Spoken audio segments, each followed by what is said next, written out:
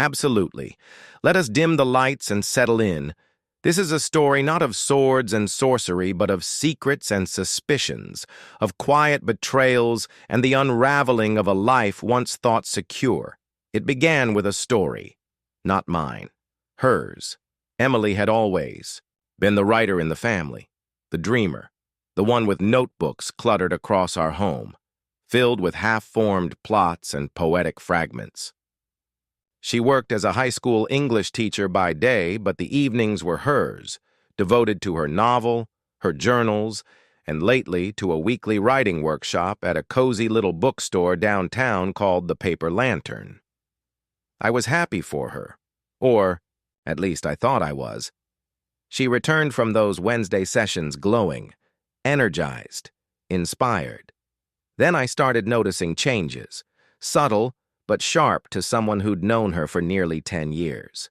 A new perfume, a certain blouse pulled from the back of the closet, more guarded smiles, locked phones, and, most telling of all, stories that began to sound less like fiction and more like confession. Chapter 2. The man with the watchet was a Wednesday when I first heard the name Julian. Emily had left her writing notebook on the kitchen table. Normally, I never snooped. I respected her process, but something gnawed at me, an itch I couldn't ignore. So I opened it. The latest piece was titled, A Taste of Truth. He smelled like cedar and midnight. His watch glinted under the bookstore lights as he leaned close, too close, and said, "I shouldn't be thinking this, but I am." She flushed, half with guilt, half with need, and whispered, "So am I." Fiction, right? But the details were too specific. A glinting watch, cedar cologne, a Wednesday, night in a bookstore. That night, I lay beside her in bed, her back turned to me, wondering who Julian really was. Chapter 3. Investigating Shadows. I became a detective in my own home. My tools, curiosity, guilt, and a phone app I never thought I'd use. I installed a GPS tracker on her car. Wednesday night came. She left at 6, kissed me on the cheek, told me not to wait up. At 6:42, her car pinged from an address not far from the Paper Lantern, but not at it either. A townhouse, 2 stories, lights low. I didn't sleep that night. The next morning I confronted her, carefully. "How's the writing going?" She smiled. "Great. Julian gave me some amazing feedback last night." I froze. "You mentioned him before," I said casually. "What's his deal?" Her eyes flickered. "Just a writer. He's intense, but good for the group." She left her laptop open the next weekend, careless or confident. In her email drafts, I found unsent messages, love letters, really. She never sent them, maybe never intended to, or maybe she wrote them to get the words out, to craft a narrative she couldn't live out loud. "You said I make you want to be reckless. Maybe we both need that, maybe once. A week isn't enough." There it was. Confirmation. I didn't yell. I didn't even cry. I printed one of the emails and slipped it into a blank notebook. Then I signed up for the workshop under a false name, Daniel Whitmore. I told them I was working on a mystery novel. The next Wednesday I sat across from him, Julian's sharp jaw, that glinting watch. Smelled faintly of cedar. I read my first piece to the group. A story about a man who discovers his wife's betrayal through her fiction. The room fell silent. Emily wouldn't look at me. Julian leaned back in his chair, smiling faintly. "That was raw," he said. "A little unbelievable, maybe. Would someone really go that far just to confirm a suspicion?" I met his eyes. Sometimes people need to see the story unfold in front of them. I sent Emily an anonymous email that week. Subject, A Taste of Truth, optioned for publication. The body read, "We're intrigued by your piece. The layers of betrayal, The intimacy? We'd love to talk further about your inspiration. Was it based on real events? She panicked. I could see it in the way she paced the kitchen, clutching her phone. That night, she went to Julian's townhouse. Again. I followed. I waited. I recorded. The next morning, over breakfast, I placed the printed email between us. Her email, her words, her betrayal. I know, I said. She didn't deny it. Just whispered, I didn't mean for it to become real. Chapter 7. The twist of the pen. But here's where the story changes. Julian wasn't just a writer. He was a collector. 3 weeks after I confronted Emily, the police knocked on our door. Julian had vanished. His real name wasn't Julian. He had a string of identities, all tied to women whose lives he had infiltrated, through writing groups, through stories. Emily wasn't the first. He never published a single word, but he had kept every story his lovers wrote about him. In the end, I handed the detectives everything. The GPS logs, the letters, the group records. Emily was shattered. We divorced quietly. She stopped writing for a while, said her words had betrayed her as much as her heart had betrayed me. I published a novel a year later. The news of Julian's disappearance spread through the writing community like spilled ink on old parchment. Dark, messy, impossible to ignore. Emily sat in the back of a quiet cafe, her laptop closed in front of her, untouched for days. The screen reflected her face like a ghost of the woman she used to be, sharp, passionate, alive. Now she was hollowed out by guilt, by shame, and by a deeper terror. Had she ever really known Julian at all? She thought she'd been in control. That, her affair had been a conscious rebellion, a defiant fire set in the dull architecture of a fading marriage. But now it seemed she'd simply been a character in his story. A week after the police came, Emily received an envelope. No stamp, no return address, just her name in handwriting she instantly recognized. Julian's. Inside, a single page. Writers. Lie for a living. But you? You told the truth. And that's what made you dangerous. Don't look for me. Finish the book. She nearly dropped it. Her hands trembled. Finish the book? Which book? The one she had abandoned? Or the one she didn't? Know she was part of? Emily returned to her writing space untouched since the divorce. The shelves sagged with old journals, notebooks, false starts, and painful truths. But one stood out. A black leather journal she didn't remember owning. She opened it. It was his, filled with entries, observations, about her, about the group, about others too. Dozens of women, different cities, different names. Each woman had a chapter, a code, a rating even. But Emily's chapter was longer, detailed, marked with underlined passages.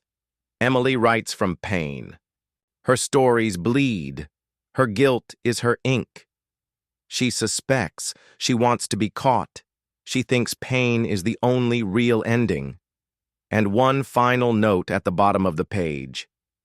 She might be the one who turns the page instead of burning it. She read it 3 times. Her breath caught. She wasn't just another name. She was the last chapter. Chapter 10. Into the lantern, Emily returned to the Paper Lantern bookstore. It had closed after Julian vanished. Police tape still lingered at the corners of the windows. But she had keys. She let herself in. The place smelled of dust and forgotten confessions. She moved past the shelves into the back room, the group's old meeting space. There, on the table where Julian once sat, was a USB drive taped beneath the wooden lip of the chair. She pocketed it and left. Back home, she plugged it into her laptop. It was filled with documents, Word files named after women, stories, emails, notes, audio recordings, and one file labeled Emily Finale Docs. She opened the file. It wasn't a story. It was a letter. You found it. That means you're still curious. And that means you're still dangerous. You always wanted the truth, Emily. So here it is. I don't love you. I never did. But your pain, that I adored. You wrote it so well I started to feel it myself. There's a woman in Denver. Her name is Lillian. She's writing about me too. She'll end up like you unless you stop me. You wanted your redemption arc? Go get it. Or keep bleeding onto pages no one will read. She stared at the screen, her hands balled into fists. She wasn't just a story. She was the sequel. Chapter 12. Redemption in Denver. Emily drove across state lines with a fire in her chest and the journal in her bag. She found Lillian in a community workshop, just like the one in the lantern. Wide eyes, nervous laugh, talked about a man named Jason who helped her write better emotionally charged scenes. Same tactics, different name, same predator. Emily waited until the session ended, approached her with a calm voice. I knew Julian, she said, and I think he's using you like he used me. Lillian paled. How do you know that name? And just like that, the pieces came together. Chapter 13. A story only she could write. The two women worked together, compiled testimonies, reached out to others mentioned in the files. The case grew. It wasn't just an affair anymore. It was a pattern of psychological manipulation across years, across cities, across countless hearts turned to stories. A man who used fiction as a mirror and a mask. Emily turned her trauma into testimony, into truth, into a memoir. She titled it, Between the Lines, How a Storyteller Seduced and Vanished. It hit bestseller lists within weeks. A Netflix adaptation followed. But even as the cameras rolled and applause echoed, Emily remained haunted by a single lingering truth. Julian was still out there. Epilogue. The watch years later, Emily signed books in a quiet shop in Portland. She laughed with fans, posed for pictures, and just as the store began to close, a man stepped forward with a first edition in hand. He wore a coat that smelled faintly of cedar, and a familiar watch glinted on his wrist. He smiled. I always wondered how the story would end, he said. Emily's smile didn't falter. She clicked her pen. I'm still writing it. The bookstore was silent now, emptied of fans and fading laughter. Julian, or the man who looked like him, flipped open her book. Page 273. A scene she barely remembered writing. He stood at the edge of the truth, unafraid. Because monsters don't fear the mirror. They just wait for someone brave enough to hold it up. His eyes met hers. That same glint. Cold. Curious. Predatory. You quoted that line during the workshop, he said.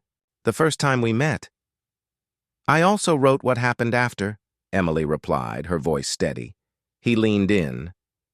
Did you write this scene, Emily? Or is this the part where we improvise? She held his stare.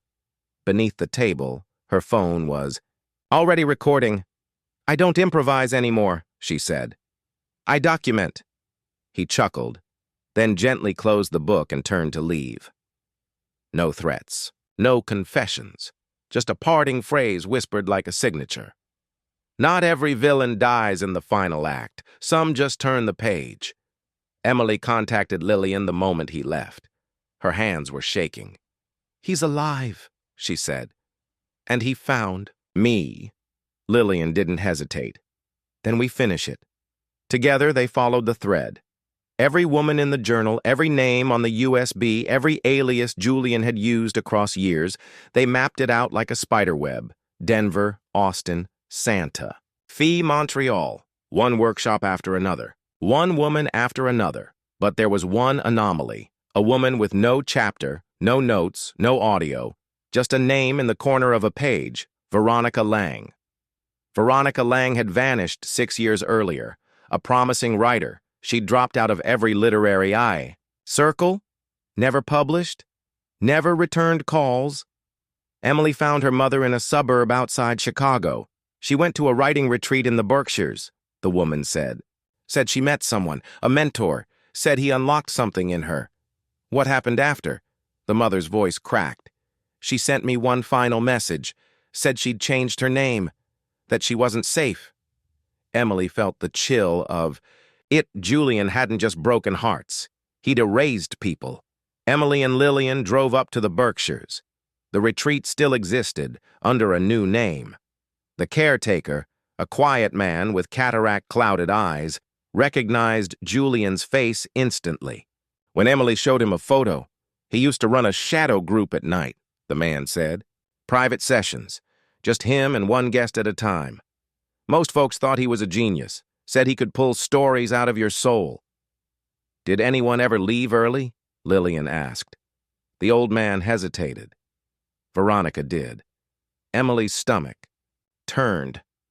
She left in the middle of the night, he continued, but something was off. Left everything behind except a stack of pages, stories, all with red ink in the margins. Like he'd marked them, judged them. Do you still have them? Emily asked. He nodded. And what they found changed everything. Veronica's pages weren't just stories. They were confessions, hers and his. Detailed, intimate accounts. Conversations only the two of them could have had. The stories were written from both perspectives. Julian had taught her to write his secrets into fiction, but there on the last page, scrawled in trembling red ink. If you're reading this, he found me. He knows I know. His real name isn't Julian. It's Nathaniel Avery. Look in Brookhaven. Find his mother. She knows who he really is. Emily whispered the name aloud, her heart thudding. Nathaniel Avery. The first real lead. Brookhaven was quiet, rural, a place that hadn't changed since the 70s. They found the house. A rusted mailbox bearing the name Avery. An elderly woman answered, suspicious at first, until Emily mentioned the name Julian. Her eyes widened. That's not my son's name, she said. We know, Emily replied. The woman sighed, then led them inside. She showed them newspaper clippings, a fire, a private school scandal, a young boy expelled for emotional manipulation of classmates. A therapist's note, hyper-intelligent, no empathy, treats people like stories. To rewrite, the mother pulled out a photograph. Nathaniel at 17, same eyes, same smile.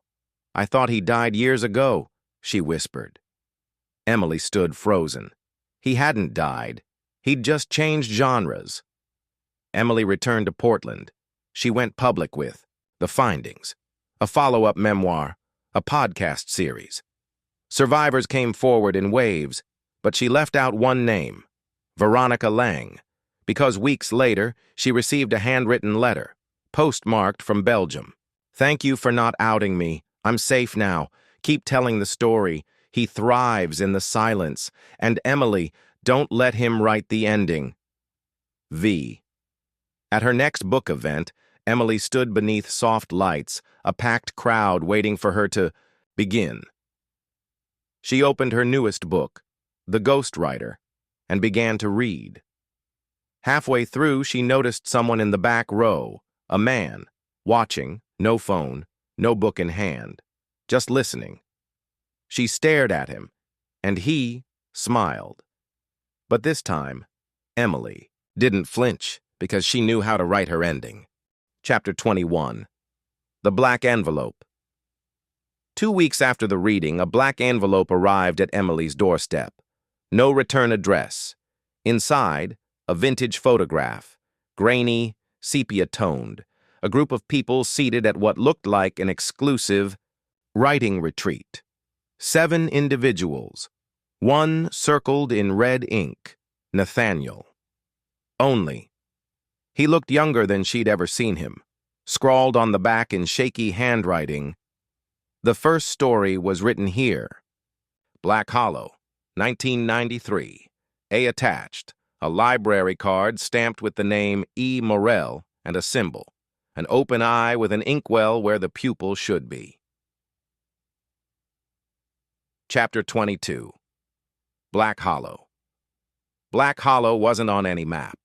She and Lillian found it buried in online forums, old writers whispering about an experimental collective in the early 90s, invite only, off-grid.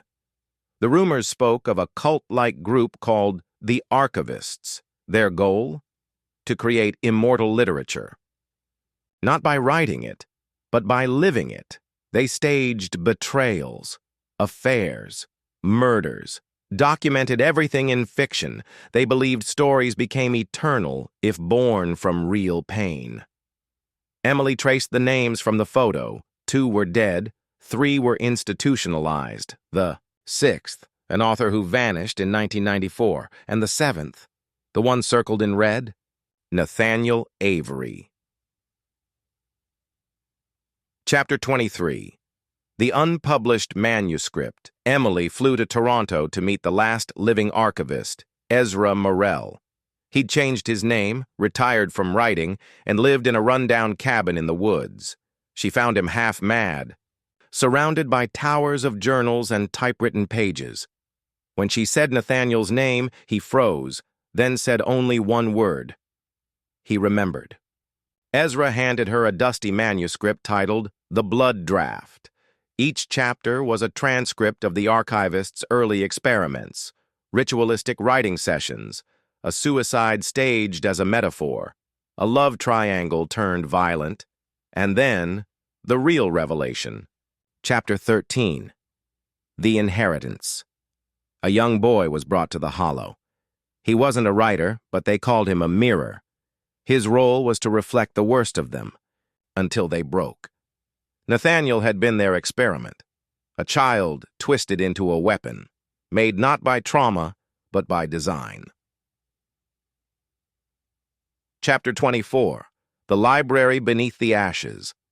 The final page of the manuscript led Emily to a condemned estate in upstate New York, once home to the original Black Hollow Collective. The building had burned down in 1995, but the cellar remained. She broke in with Lillian's help. Inside, a hidden archive sealed in plastic, untouched by flame.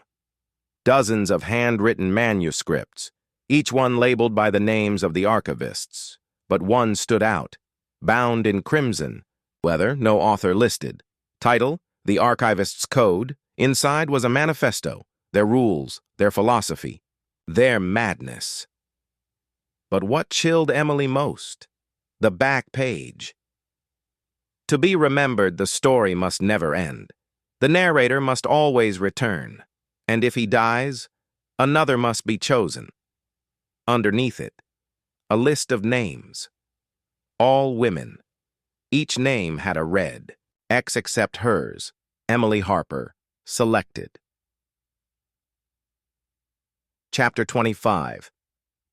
The ink packed, Emily returned home, shaken.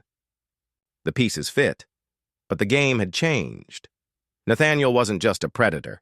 He was a legacy, a vessel for something older, darker, and he'd chosen her not to destroy, but to replace him. That night, a letter slid under her door. In elegant script. You've seen it now, the truth, the origin. But do you understand what it means to be the next archivist? I am tired, Emily, and you are terribly, terribly gifted. The story calls for blood. Will you write it with me? N. Chapter 32. The Ghost in Maine. The trail led Emily and Lucas to Barrow Cove, Maine, a fog-choked coastal town where the gulls screamed like grieving mothers. There, tucked behind a burned-down church, lived Silas Drexler, once a celebrated novelist, now a hermit the locals called the Mute. He hadn't published in 12 years, not since Nathaniel's retreat in 2013. Emily knocked on his warped door, unsure if anyone would answer, but Silas had been expecting her. He opened the door with ink-stained hands and dead eyes. "You're part of it now," he rasped. A new narrator. Always comes when the last one's almost gone. Gone? Lucas asked. I've been unwritten, son. Pages fading one by one. Memory, voice, soul. He invited them in. The air smelled of mildew and scorched paper. On the wall, pages nailed like wallpaper, each one covered in frantic handwriting. "The only way to survive is to never stop writing," Silas whispered. The archivist feeds on silence. Chapter 33. The 13th survivor, Emily noticed a name repeated on several pages: Camille Verne. "She was different," Silas said. "She figured it out, almost broke the pact." Lucas leaned in. "Where is she now?" "Dead," Silas Yao murmured. "But she left behind something." He handed Emily a box bound in red string.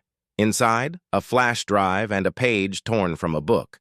The page was blank, except for a single sentence burned into it. "The ending is the only weapon." Chapter 34. Camille's confession. On the drive back to the motel, Emily loaded the flash drive. A video played. Camille Verne, mid-30s, pale but intense. A woman burning from the inside out. "I don't have long. He's watching me, even now. Not with eyes, but with readers. Anyone who believes in him keeps him alive. The story doesn't need Nathaniel anymore. He's just a vessel. A storyteller infected by the code. But if you finish his story, if you trap him with an ending, you break the cycle. Don't just survive him. Close the book." The video cut to static. Emily stared at the screen. "We have to write the ending," she whispered. Lucas frowned. "But what ending?" "One he can't rewrite." Chapter 35. The night of the red draft, they checked into a cabin near the sea, surrounded by old pine and endless mist. Emily sat at the desk, lit a candle, and began to write. But not about herself. Not this time. She wrote his story, Nathaniel's origins, his grooming by the archivists, the experiments, the horror, the soul fractures, his manipulation, the women he bled words from, the cult, the lies, the books that killed, page after page, until her fingers ached, until she felt him stirring, reading her. And then she reached the end. She wrote, but when the final page was written, the archivist was no longer feared. He was forgotten. A gust of wind blew out the candle. The room went silent. Then, "Lucas," screamed. Emily turned. On the mirror above the sink, written in black ink that dripped like blood, "Unacceptable ending." And chapter 36. The return, Nathaniel Avery called her that night. His voice was calm, too calm. "You think it's that simple, Emily? That I'll die on command? You think words can kill what they made immortal?" "You're not immortal," she said. "You're afraid." Silence. "I'll rewrite you," he said eventually. "I'll bleed your truth dry and turn you into a myth. You'll drown in your own ink." She hung up, then turned to Lucas. "We ended at Black Hollow, where it began." "You're serious?" he asked. "That place is cursed." "Exactly," she said, grabbing the red leather-bound archivist's code. And curses need witnesses. Chapter 37. Black Hollow. Again. They returned to the ruins. Beneath the skeletal remains of the lodge, Emily found a trap door, buried under ash and rotted wood. Below, a stone chamber lit by strange, flickering gas lamps, and waiting in the center, seated at a desk of bone and oak. Nathaniel Avery, older, tired, but still smiling. "You came," he said. "To end the draft," Emily replied. "You won't," he whispered. "You need me. You were nothing until I chose you." "You didn't choose me," she said, stepping forward, holding her manuscript. "I chose to survive you." And then she read the final page aloud. Each word struck the chamber like thunder. Nathaniel screamed. The lamps flickered. The bones cracked. The stories writhed on the walls. And then, silence. Epilogue. 1 year later. Emily Harper's new book, The Ending, debuted at #1. No one had heard from Nathaniel Avery again. His works vanished from stores, from shelves, from memory. Some say it was a legal issue. Others claim he never existed. But Emily kept one page of the archivist's code, framed above her desk, a single line burned into it. If the ending is accepted, the writer may rest. 13 months later, a young professor named Adrian Morrow stood at the edge of a forgotten wing of the Columbia Library, a key trembling in his hand. He wasn't supposed to be here, but the letter had found him anyway, mailed with no return, address, sealed with wax.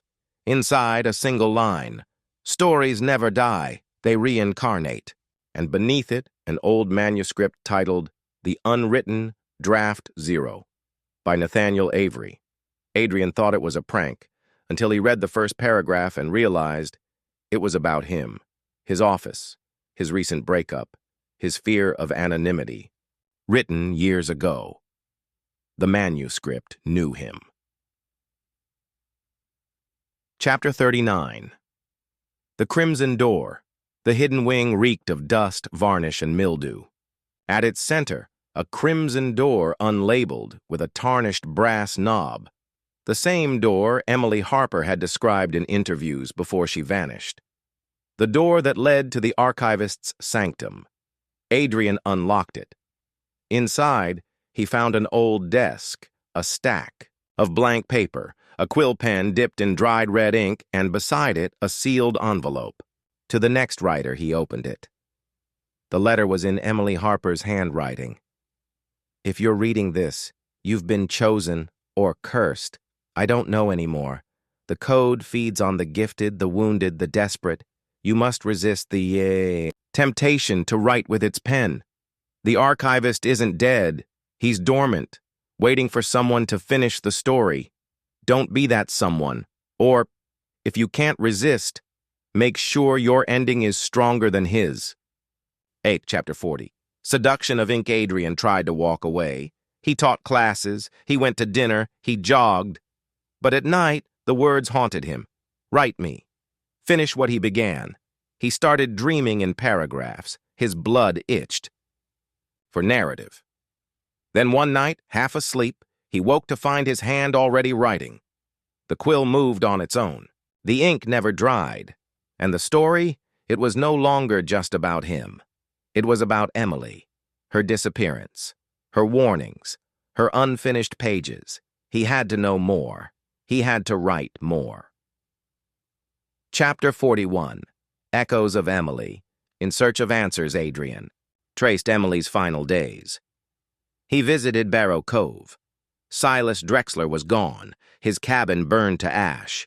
He found Lucas Everett in a psychiatric clinic near Portland. Lucas barely spoke anymore, but when Adrian mentioned the archivist's code, Lucas finally reacted. "You don't understand," he croaked. "It's not a book. It's a mirror." "A mirror?" Adrian asked. "It shows you the truth of yourself before turning it into fiction. Once you become the character, you no longer control the ending." Chapter 42.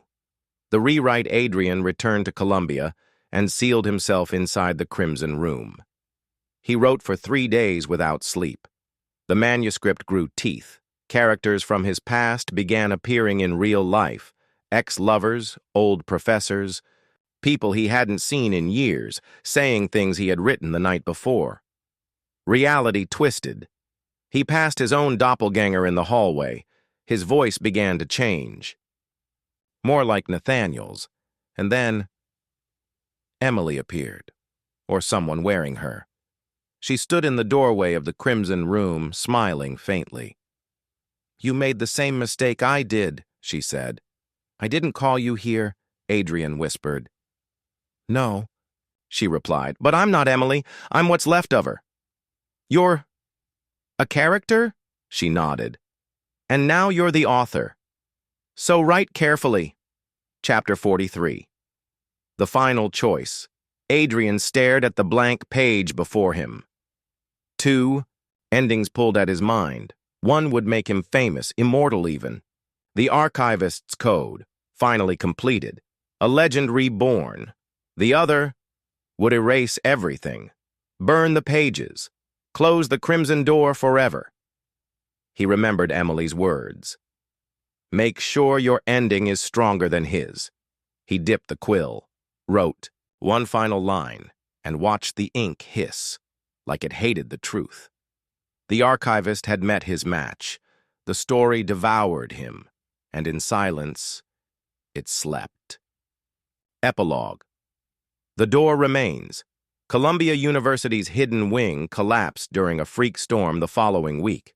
No bodies were found, only a red quill and a single scorched page in the rubble.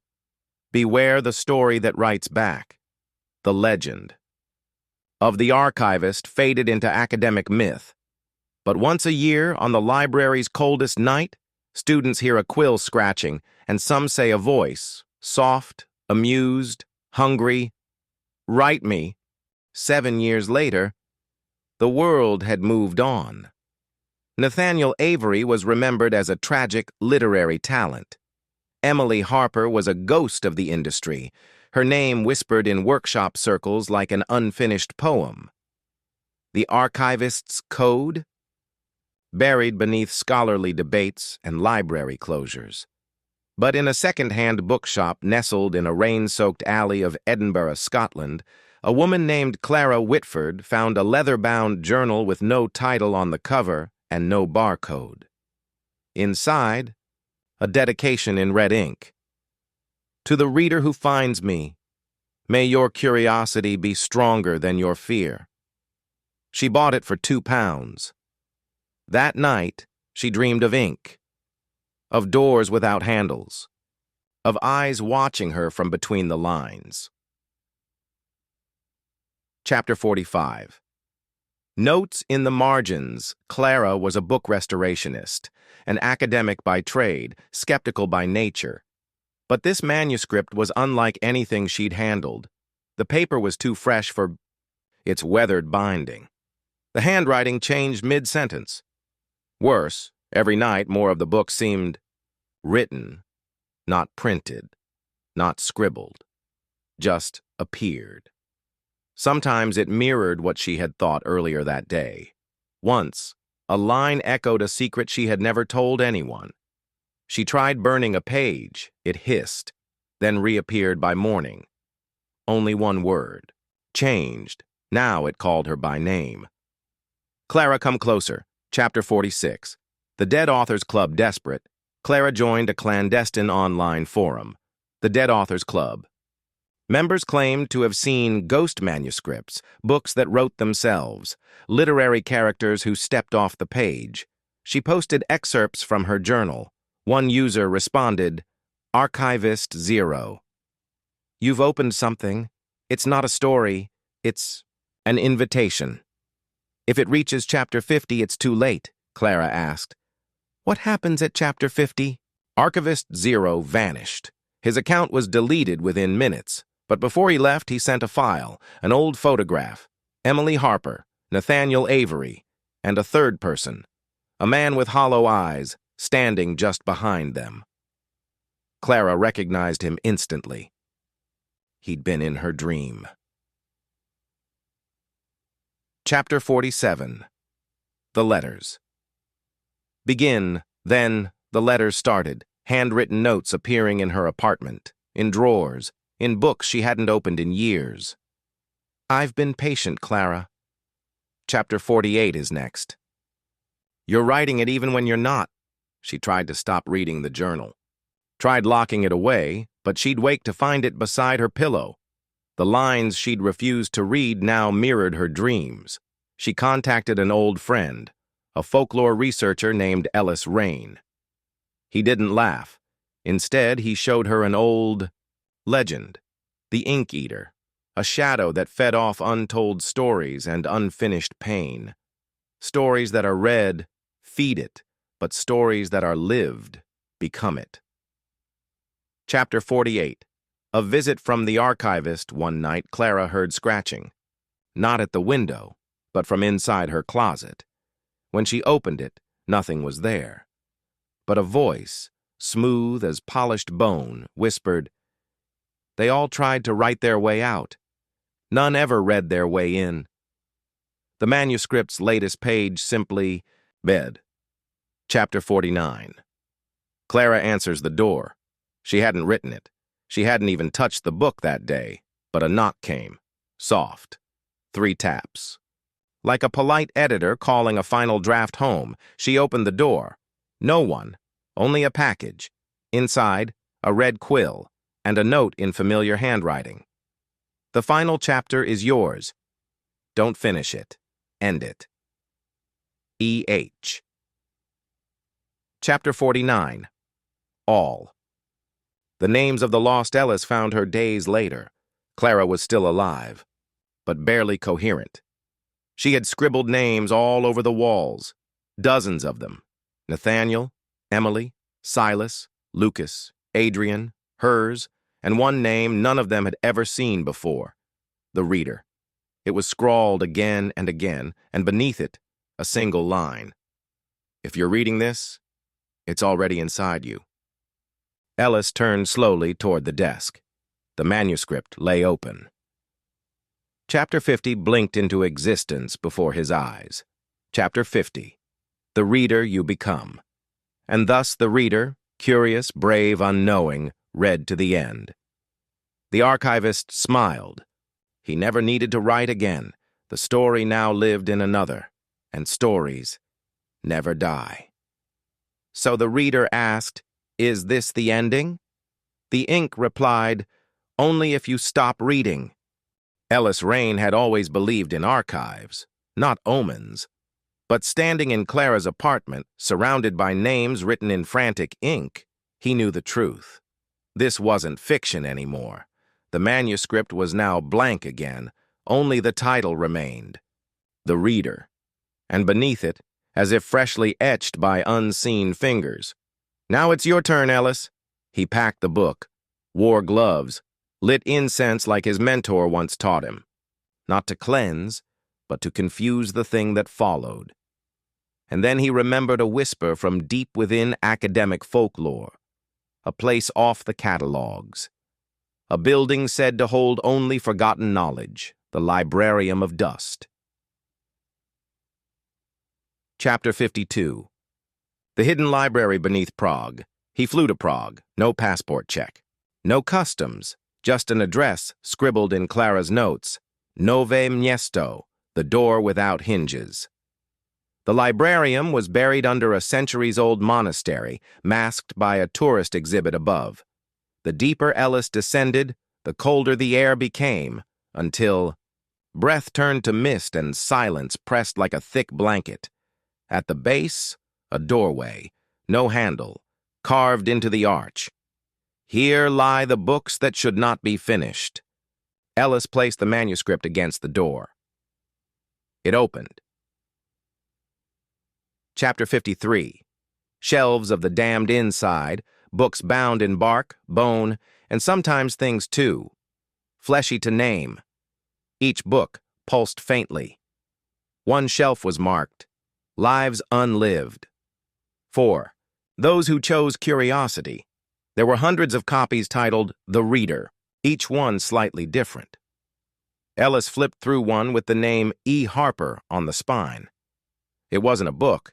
It was a confession, a log of dreams, betrayals, obsessions.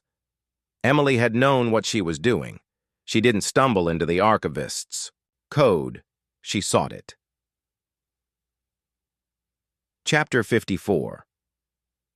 The True Affair. Emily had written a short story about Nathaniel once, an innocent piece. But the archivist read it. And the archivist is not a man. He is an idea that became aware. When you write with too much truth, too much pain, the veil thins. And so Emily, aching from guilt, loneliness, and longing, fed the story creature the only thing it craved: real emotion. Real secrets. Her affair with Nathaniel wasn't just physical, it was literary, ritualistic. She bled truth onto the page, and the archivist drank every drop, until it began to write her. Chapter 55. The Ink Eater's Game. At the heart of the librarium, Ellis found it. A sealed pedestal. An altar of paper, surrounded by candle holders shaped like open mouths. There sat the original manuscript. The first story. Said to be written before language, before death. Legend said whoever finished it would erase themselves, consumed by the Ink Eater to fuel more stories. And yet, the final page was always blank, always waiting. The archivist whispered from somewhere deep, "You came to end the story, Ellis, but you brought more words instead. Now let's begin again." Chapter 56. Ink, Blood, and Memory Ellis took out a pen. He could feel it, the hunger in the paper. But instead of writing his name, he wrote hers. Emily Harper. The manuscript shivered. Pages fluttered. Shelves cracked. The librarium roared. In protest, the very air turning black as if breathing soot. But then, a page appeared beside the pedestal. A letter penned in ink that still smoked. "You found it, Ellis. I never could. Tell the others. We were wrong to feed it." E.H. and at the bottom. "The reader can choose to close the book." Chapter 57. To end a story. Ellis turned to leave. Behind him, the shelves began to fold inward, one by one, books crumbling to dust. He left the manuscript on the altar. But he took only one thing with him, a fragment from Emily's original short story, the one she never published. It wasn't brilliant. It wasn't even finished. But it was pure, untouched. A memory. Chapter 58. The true ending. Back in Prague, he gave a lecture, then he disappeared. The apartment was untouched except for one thing, a note on his desk. The reader who stops reading breaks the curse. But the reader who keeps reading becomes the next author. And a question, scribbled in Ellis's familiar hand. "So tell me, stranger, where myths are born, and not all stories are meant to be told." Chapter 59. The House of Unwritten Beginnings. Before Ellis' reign vanished from the known world, he sent one last encrypted file to a trusted colleague in Belgium, Dr. Leontine. Veers, expert in folklore recursion and the metaphysics of narrative, inside were coordinates, a partial manuscript fragment, and a sentence that had no author. "The house has no door, only thresholds. You are already inside." Dr. Veers, skeptical but intrigued, followed the trail to an abandoned villa near Ghent. Locals called it Het Zwijgende Huis, the silent. House? Inside? Blank walls, unlit hallways, but as she walked, titles began to appear, stories that had never been written, never even imagined. One read, "The Man Who Read His Life Out of Order." Another, "The Child Born from a Question," and, scrawled across the largest wall in dripping ink, "The archivist was never born, he was authored." Chapter 60. The typewriter in the wall on the top floor, behind a false bookshelf, Veers found it. A typewriter embedded in the plaster. No plug, no ribbon. Yet it typed. One line every hour. She stayed 2 days. It wrote exactly 48 lines. Each. One was a chapter from a life that never existed. Or hadn't yet. But line 47 changed everything. "The woman reading this will attempt to destroy the archivist. She will fail." Line 48 followed immediately, breaking its pattern. "Unless she finds the author of the author." And then the typewriter cracked. Inside the casing, human teeth. Chapter 61. The Pen. That Cuts Leontine traced the myth back across civilizations, from Sumerian tablet fragments describing a god of endless scrolls, to medieval monks who spoke of the scribe in the ashes. to a lost tale from a burned Sarajevo archive, in which a man writes a letter to death and is never claimed. Each thread ended the same way. The story consumes the storyteller. But then she discovered something new, a relic stored in a locked Vatican archive, the stylus of Escher. Said to be the first writing tool, not to record history, but to rewrite it. And etched into the shaft were 3 words in no known language. But Leontine understood them somehow. Author, the Archivist. Chapter 62. Reversing the Quill. Meanwhile, back in New York, Ellis's apartment was finally cleared. In the insulation behind his fireplace, a hidden safe was found. Inside, only one thing, a letter addressed not to Leontine, but to you. Yes, you, dear reader, to whomever keeps turning pages, you think this is about infidelity. You think this is about secrets, betrayal, ink, and shadows. It is not. This is about you and what you're feeding right now. Because the archivist only exists when read. He survives in curiosity, in obsession, in repetition. But he can be unmade. If you write something true and stop. If you speak your truth without needing to know the next line. So ask yourself, must you know how this ends? Or can you live unfinished? Choose wisely. Because if you keep reading, you become the archivist next. Ellis Rain. Chapter 63. The Final Story. Never ends. But maybe that's not how your story ends. Maybe you choose a different path. Maybe you open a drawer tonight and find a manuscript you never wrote, or wake to a message in your handwriting, signed by someone who isn't you.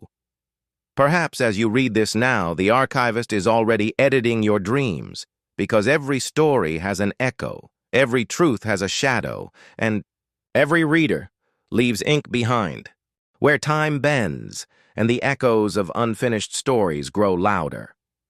In the heart of Paris, where the city's ancient streets wove themselves into the rhythm of forgotten stories, there was a woman who had stopped reading altogether. Her name was Clara Moreau, a woman of impeccable grace and unsettling silence. She had once been a novelist of some repute, until one day her last manuscript vanished. Just gone. No trace. No explanation. The world moved on without noticing, but Clara remembered the last words she had written. The story is done, but the author will never be free. She had tried to let go. She swore she would never pick up a pen again, and yet, as time passed, something began to stir in her. A familiar itch, an urge to write something. Anything. It was then, during one of her late-night walks along the Seine, that she saw it. A book, floating on the river, the cover fluttering in the breeze as if it were alive. Clara reached out, pulled it ashore. It was titled, The Reader Who Erased Herself. Chapter 65. The Mirror of Ink Inside. The book was a strange truth. As Clara flipped through its pages, she saw that the stories didn't seem to belong to anyone at all. They were fragments of lives incomplete, frozen in time. Each page seemed to whisper, urging her to read more, to finish what was never written. One particular sentence caught her attention. This is where you will find the truth about your disappearance, Clara. The book will choose when the story ends. But it wasn't just a warning. It was a promise. Clara felt the ink begin to shift under her fingertips. The words twisted, rearranging themselves as though they were alive, responding to her very thoughts. And then she saw it. The final page. It was blank. Clara paused. What she didn't know was that this moment was not hers alone to decide. The archivist had been watching all along, through the words, through the pages, through the silence that surrounded her, and the archivist, once a writer of forgotten truths, was now an idea, an idea that could never be erased. The last page, once blank, was now filled with a single line. Erase me. I am only a shadow of what you need to become. Clara understood then that the book wasn't just telling her a story. It was telling her how to finish herself. To become a character in the pages, she had to stop being the reader. The moment she read that last word, she would become part of the story. Her life would be rewritten. And so, as the ink bled across the page, Clara felt herself vanishing, not into memory, not into the past, but into the story itself. She had become the last chapter. Chapter 67. The Blank Space. Meanwhile, back in the librarium of dust, a forgotten story began to change. The air shimmered with an unfamiliar hum. The manuscript that had once been part of Ellis Rain's final discovery pulsed with a new energy.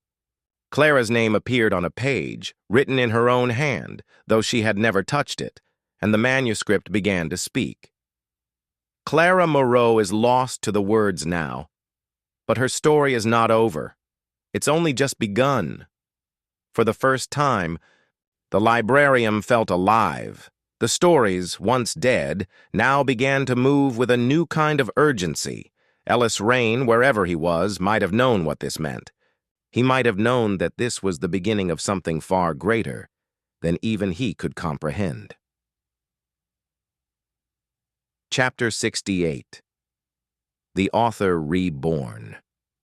But as Clara's story twisted through the ink, there was someone else waiting. In the shadows just beyond the written words stood another figure, a man whose name had been forgotten by time. Nathaniel Avery, the original lover of Emily Harper, had been erased from the world entirely, or so he thought, but he wasn't finished either. The story had never been just about Clara or Ellis. It had always been about the stories themselves, and the people who dared to write them, read them, and most dangerously, lived them. Nathaniel had learned this long ago. He had seen the cracks in the narrative, and he had watched, in silence, as those who sought to control it were consumed by their own desire to finish. Chapter 69. The Beginning of the End. Nathaniel sat in a room that was not quite real, AI space where the walls seemed to bend and the clocks had no hands. The air here was thick, suspended in time, as though the entire world was holding its breath. He opened a book. The same book. It was familiar, and yet it wasn't. And then, as he turned the page, a single word appeared. Author. Chapter 70.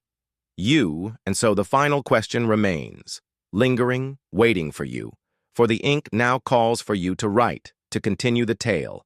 The story is not over. It will never be. Do you choose to let the words consume you, as they have so? Many others? Do you dare to pick up the pen that Clara once put down? Will you erase yourself, or will you live on, forever a part of the tale? An unwritten fragment? A story yet to be told? The ink has already begun to spread, and it is waiting for your hand. Nathaniel Avery had long ago come to understand that the world is not written in ink, but in choice. Every decision, every flicker of thought created a path, and every path became a story, until the stories themselves grew tangled and turned on their creators. But now, as he sat with the book open before him, he knew what must come next. The book, now alive in his hands, had taken on a strange quality. The words were changing, shifting, as if they were responding to him, not just the ink, but the very fabric of the narrative. The title had been altered as well, each time he looked. The Writer Who Lost His Way, The Tale of the Lost Author, and, finally, The One Who Wrote Himself into Silence. Nathaniel looked around, feeling the weight of the moment. The walls, the room, the very air. It was all made of stories. Every shadow whispered a line, every corner hinted at an untold chapter. But nothing was finished. Not yet. He had come to a dangerous realization. The moment the ink first touched, the page, the story began to live, and by now it had far outgrown him. The words were no longer his to control, and yet he was still here. As long as the story continued, Nathaniel's presence was anchored within its confines. The world was no longer just a place. It was a stage, and now it was his turn to decide whether he would remain the author or simply another character in the narrative. Chapter 72. The Fishers in Time Back in Paris. Clara Moreau, now a character in a tale that no longer existed, drifted. Her mind had begun to slip away from reality, just as the book had predicted. She had become part of the story, her existence folding inward, but something was not right. The ink had begun to fracture, revealing cracks that rippled out into the world she had once known. The truth of her disappearance was not finished. A part of her had been left behind, a question, a memory, and it was growing stronger by the day. In the depths of her own mind, Clara heard a voice. Faint at first, but then clearer. The archivist is watching. It was the only thing that made sense anymore. The archivist had always been there, lurking at the edges, pulling the strings. But now, Clara realized, the archivist was not just a figure in the story. It was watching her, and it needed her. And so Clara fought. She fought to hold on to herself, to remain more than just ink on a page, to rewrite her fate. She had become the author of her own story, and with every word, she carved a new path for herself, trying to escape the clutches of the tale. But the more she resisted, the stronger the narrative seemed to become. Back at the Librarium of Dust, the tension in the air thickened. The stories were alive, and they were beginning to realize it. Pages that had long been forgotten were now mutating into something new, something strange. Ellis Rain, wherever he was, had been trying to decipher the manuscript. But with every discovery, every hidden meaning he unearthed, the stories only grew more unpredictable. Then, there came a revelation. One that none of them had seen coming. The archivist, that elusive figure, was not simply an observer. No. The archivist was the book itself, and the book was alive. Not just alive in the sense of being read, but alive in the way a mind lives, shifting, changing, adapting. It had been written by someone, yes, but the true creator was not an author. The true creator was the reader, and now it was clear. The archivist's purpose was not to finish the story. It was to keep writing it. Chapter 74. The unwritten word Nathaniel's fingers hovered over the pages. He had spent too long here, in this room where time had no hold, where nothing was certain. The words seemed to pull him in. They whispered his name in the quiet moments. When he tried to think of something else, they told him stories he had never imagined, and so, with a sigh, he wrote, not a word, not a sentence, but a question. What if the end is not an end at all? The moment the ink settled into place, everything shifted. The walls around him began to melt away. The space, the entire story, began to collapse in on itself. The pages flipped faster. Words bled into each other. The stories that had once been bound by ink and paper began to slip into one another, overlapping, folding into one unified mass. Nathaniel's heart raced. The answers were within reach, but they were elusive. The story was not one he could control. He wasn't the creator anymore. The ink was pulling him, pulling everything, erasing and rewriting everything. Chapter 75. The final question. And then it happened. The ink stopped. The words halted, mid-sentence. Nathaniel looked at the page in front of him and saw nothing. Just blank space. The world had stopped. It was in that silence, that deep final pause, that Nathaniel realized the truth. The story had never ended, because it had never been about finding an ending. It had always been about the question. And now, it was your turn. The question is yours.